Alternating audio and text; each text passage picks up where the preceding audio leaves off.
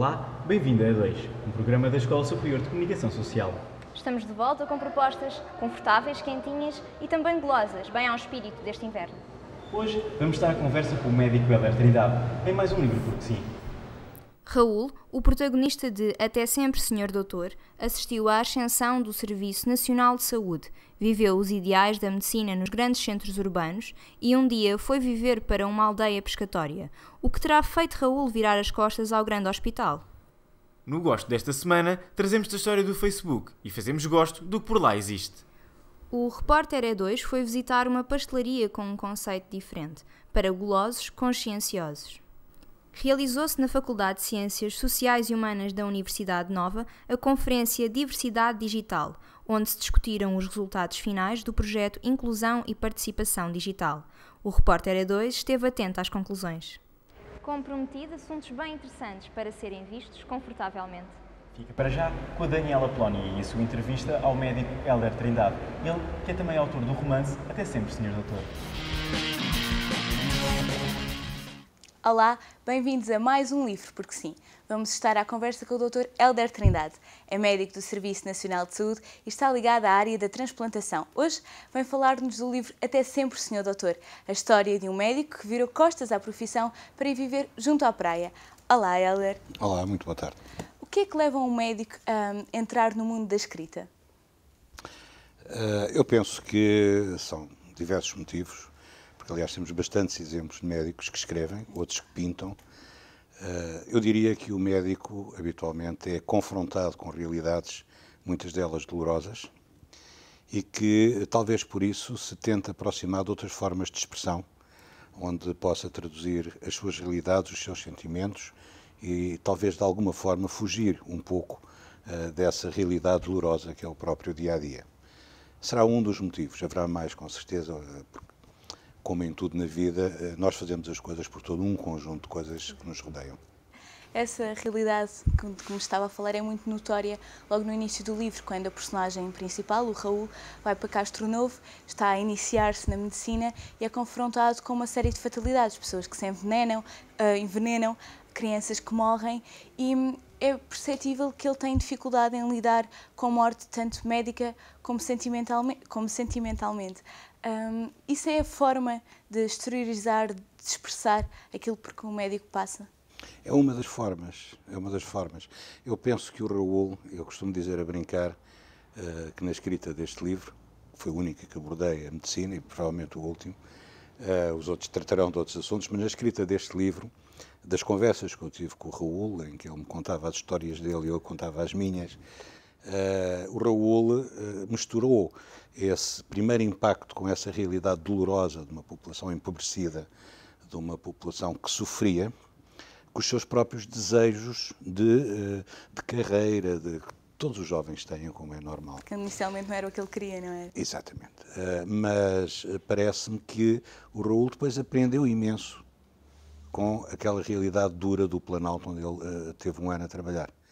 E esse contacto foi um contacto que o enriqueceu, como enriqueceria qualquer médico, para o resto da vida, porque é uma oportunidade única. Nós não podemos pensar que o mundo é apenas aquela parte dourada onde nós vivemos às vezes. Existe o outro mundo. E ele começou por ter contacto com esse outro mundo. Eu costumo dizer que ele teve o privilégio de ser obrigado a ir para lá. Não é? É um bocado estranho, porque não se tem privilégios quando se é obrigado. Não tem. Posso não perceber na altura que foi um privilégio. E penso que o Raul aprendeu isso. Mais tarde aprendeu. Tanto quanto ele me contou mais tarde, ficou com alguma nostalgia e valorizou-se do ponto de vista humano com essa vivência, com toda essa medicina dura e crua do Planalto, onde ele teve um ano. Hoje vamos falar-vos do Facebook, a rede social mais famosa do momento. E qual a melhor rubrica para fazer isso? É a Gosto, é claro. Boa noite, bem-vindo ao Gosto. Hoje trago-te uma coisa que tu provavelmente até nem vais gostar. Não deves ter ouvido falar sobre isto ainda, mas não vais mesmo gostar. É uma coisa que não tem mesmo piada, ninguém gosta daquilo. Eu hoje trago-te uma coisa chamada Facebook. Tudo começou porque um aluno numa universidade qualquer em Inglaterra resolveu arranjar uma plataforma online onde podia avaliar todas as raparigas daquela faculdade. Mas enfim, paremos de falar de hormonas aos saltos. Entretanto, este Facebook melhorou e evoluiu. Hoje quero mostrar-te esta rede social. Qual é a ideia? Simples. Cada um de nós tem um perfil com um mural onde publica atualizações de estado. São termos muito modernos. No nosso feed de notícias podemos comentar e fazer gosto. Macaquinhos de imitação. A ideia disto tudo é podermos partilhar tudo o que quisermos. Podemos ir ao YouTube buscar vídeos, podemos ir buscar imagens à internet, enfim, tudo aquilo que quisermos, mostramos e as pessoas comentam. A ideia é que os perfis sejam de pessoas reais, pessoas como eu e tu. No entanto, as organizações, marcas e qualquer tipo de comunidade poderá ter uma presença no Facebook através das páginas. Para seguires uma página não precisas que alguém aceite o teu pedido de amizade. Basta que faças gosto na página. A sério, que falta de originalidade que este Zuckerberg teve. Diz quem lá trabalha que é uma ferramenta muito boa para poder haver interação entre as marcas e os seus fãs e poder aproximá-las. Como é que nós tratamos a pessoa que está numa página? Obrigado, E2. Feliz Natal para ti também. Estranho.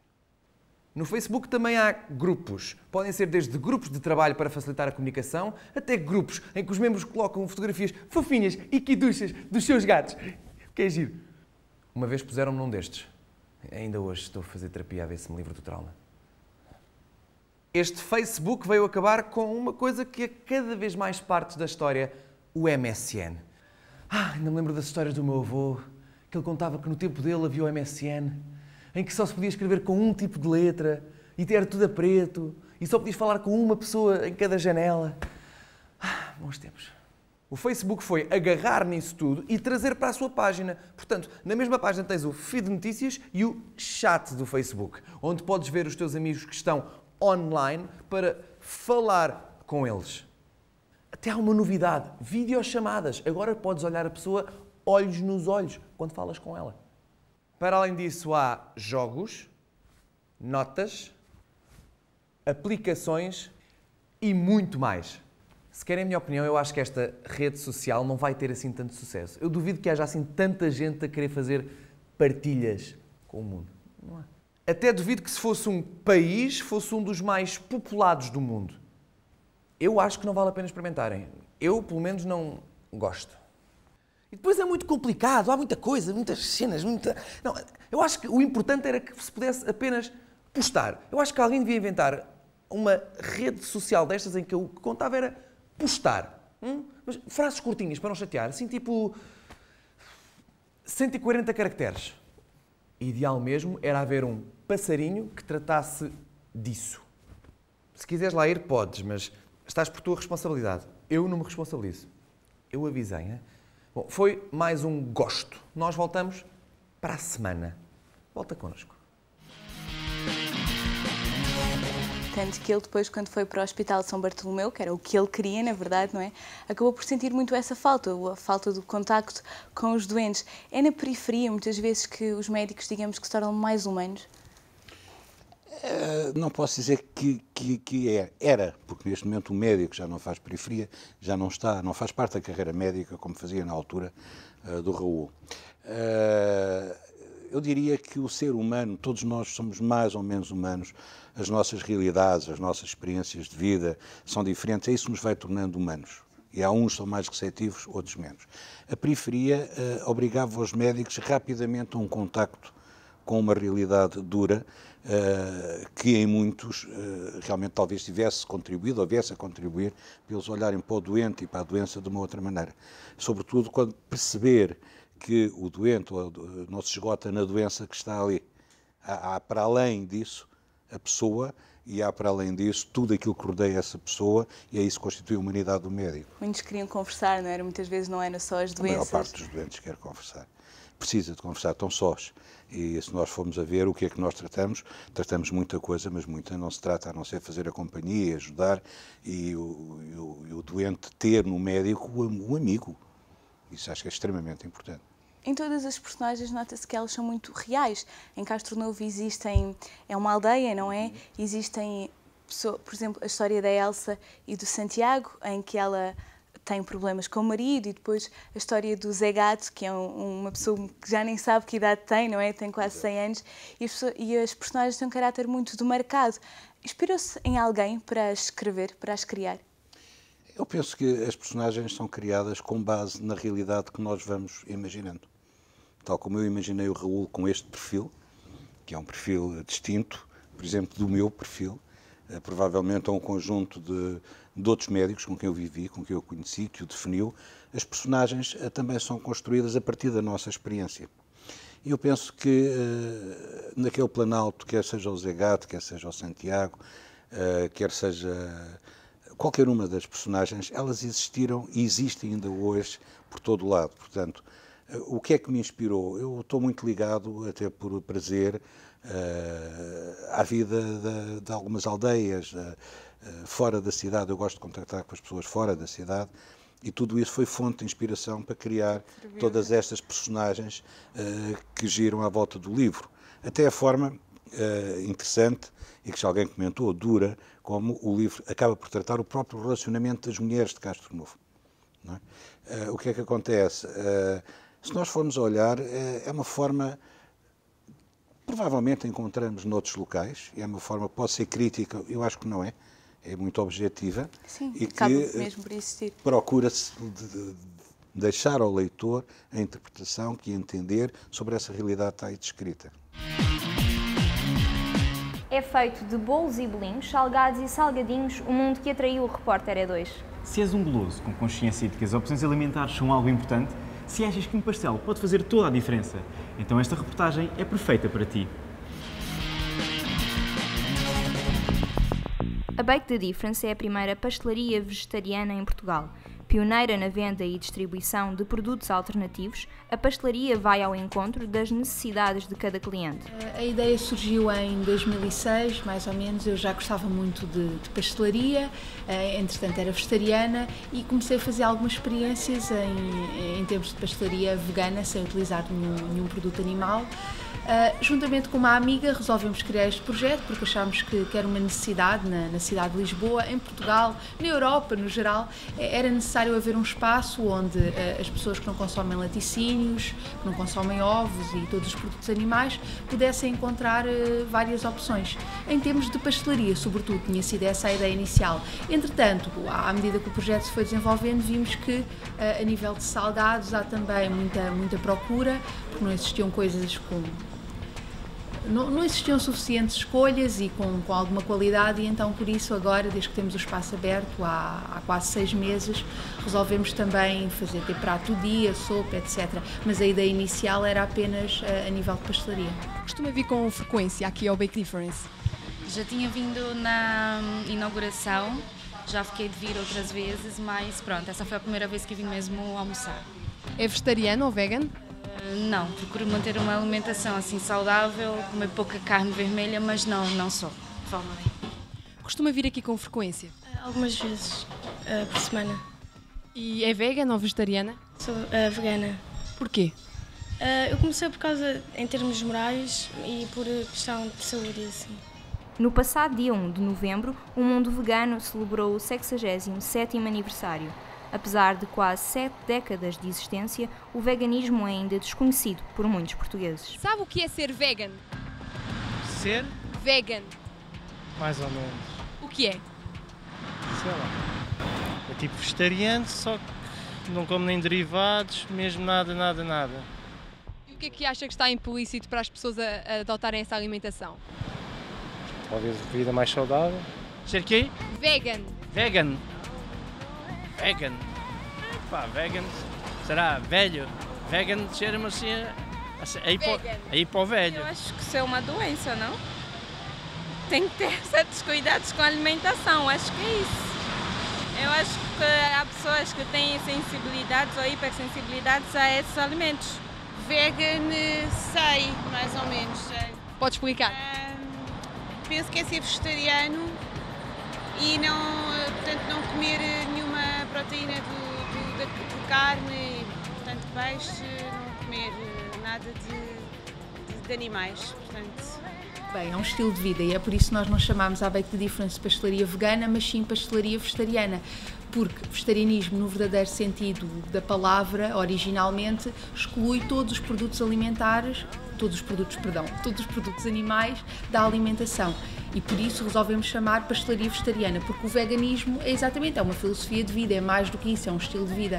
Implica excluir da nossa vida, não só da alimentação, todos os produtos animais, a nível de calçado, vestuário, qualquer produto que envolva o sofrimento animal ou a participação de alguma forma dos animaizinhos, são excluídos. E por isso, então, a Bake the Difference é vegetariana. Muitas pessoas acreditam que esta alimentação é pouco saudável e pouco acessível. Se a pessoa tiver cuidado e souber fazer as combinações de alimentos necessárias, não terá problemas. Às vezes, o produto mais simples, tradicional português, serve perfeitamente, mesmo em termos de alimentação. O bom do feijão com arroz e com os legumes é ótimo, em termos proteicos, em termos nutricionais faz todo o sentido. Na Rua de São José, número 23, em Lisboa, de segunda a sexta, pode visitar a pastelaria e experimentar novos sabores.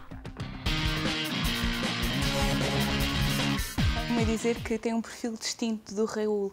Ambos são médicos, mas mesmo tendo um perfil distinto, há algumas convicções, alguns ideais que partilha com o Raul. Ele gostava muito do contacto com os doentes. Inicialmente tinha a ambição de ir para o Hospital de São Bartolomeu, para a clínica, mas depois isso acabou-se por desfazer, não é? Porque ele encontrou uma outra realidade. Partilha destes sentimentos? Partilho.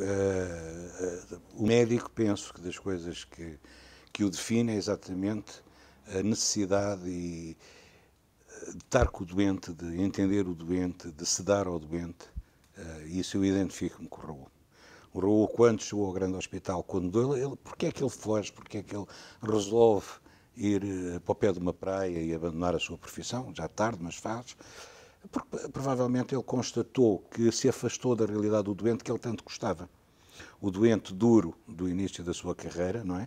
Que se diluiu num hospital muitas vezes desumanizado, como todos nós conhecemos os hospitais, porque são meios agressivos para os doentes, e que o leva a reconsiderar todo o seu trajeto de vida e, enfim, de uma forma livresca, romântica, ele acaba por fugir, vai-se embora, abandona a profissão, porque talvez tenha deixado para trás o sonho da medicina com o doente, proximidade, da dita amizade, da confiança que tem que haver entre o médico e o doente. Isso costuma acontecer muito na realidade ou é mais na ficção que os médicos acabam... É ficção. Eu penso que a realidade muda as pessoas. E à medida que nós vamos mudando, nós vamos adaptando à realidade. E talvez nesse aspecto este livro representa um pouco o agitar, como se fosse possível alguém desligar-se um dia da realidade e seguir um trajeto diferente. Não é possível. Portanto, é romance o que está aqui, como é óbvio. Porque nós, os homens, nós habituamos a tudo e há uma altura que já nem percebemos onde é que estamos metidos. Obrigada, Hélder. Nada, eu é que agradeço. Muito obrigado. Realizou-se na Faculdade de Ciências Sociais e Humanas da Universidade Nova de Lisboa a Conferência Diversidade Digital, onde se discutiram os resultados finais do projeto Inclusão e Participação Digital. Discutiu-se o fosso digital entre gerações e entre grupos sociais maioritários e minoritários. O repórter E2 esteve atento às conclusões. Os homens passam mais tempo ao computador do que as mulheres. Os homens utilizam a rede sobretudo para entretenimento e consumo de informação. As mulheres para trabalho e relações sociais. Estas são conclusões de um estudo da autoria de José Azevedo, apresentado na Conferência Diversidade Digital, que decorreu na Faculdade de Ciências Sociais e Humanas da Universidade Nova de Lisboa.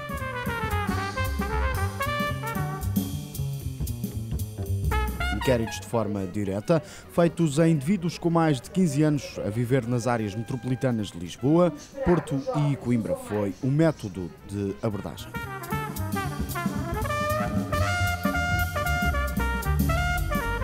Os espaços utilizados para a recolha de respostas foram os centros de formação profissional, espaços de internet e também centros de emprego. Num total de 1.345 inquéritos realizados, foi possível verificar que ainda existe aquilo a que se designa de fosso digital. Ou seja, os homens conseguem passar mais tempo ao computador do que as mulheres.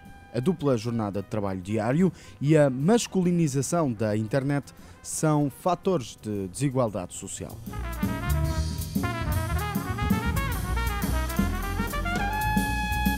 O estudo conclui ainda que as mulheres consideram os computadores e a internet como algo vocacionado para o sexo masculino, pois os homens é que se dedicam às máquinas. O estudo conclui ainda que as mulheres assinam mais petições na internet do que os homens, são mais preocupadas com as fontes de informação e mostram um maior interesse em contribuir para a criação de conteúdos para blogs e sites.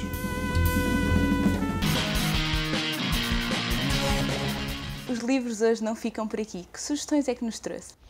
Trago 3 sugestões. Trago 2 autores portugueses e um autor estrangeiro. Uma que é um livro que eu acho delicioso, de Manuel Alegre, Cão Como Nós. Sim. É um cão rebelde, que não cumpre, uma personalidade vincada, que eu penso que o Manuel Alegre muito bem descreve, talvez por ele próprio perceber e ser um rebelde, e digo que é um livro daqueles que nós lemos várias vezes com imenso prazer. O segundo livro, da Colin McGlow, Paixão segundo o Dr. Christian. É um livro que já vai ser difícil de encontrar, mas em que nos descreve a necessidade que as pessoas têm de ter fé nos momentos de maior dor e como é que se pode criar um mito e como é que os próprios seguidores podem destruir o mito e como é que o mito se pode confundir com o Deus.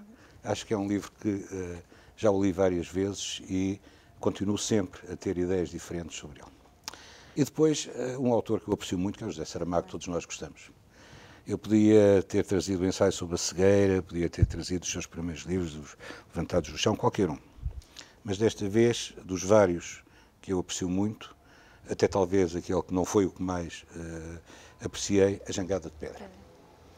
Porque realmente, no momento que nós todos atravessamos da Europa, a jangada de pedra em que Portugal e Espanha se afasta da Europa, eu penso que o Saramago, quando escreveu isto, eu tiro-lhe mais uma vez o chapéu profundamente e agradeço o livro que ele escreveu e não resisti a trazer também este livro, A Jangada de Pedra. Obrigada. Obrigado, eu. Quanto a nós, voltamos para a semana com mais um livro, porque sim. Até lá, boas leituras. E por hoje é tudo. O E2 volta para a semana com mais novidades. Contamos contigo. Até lá.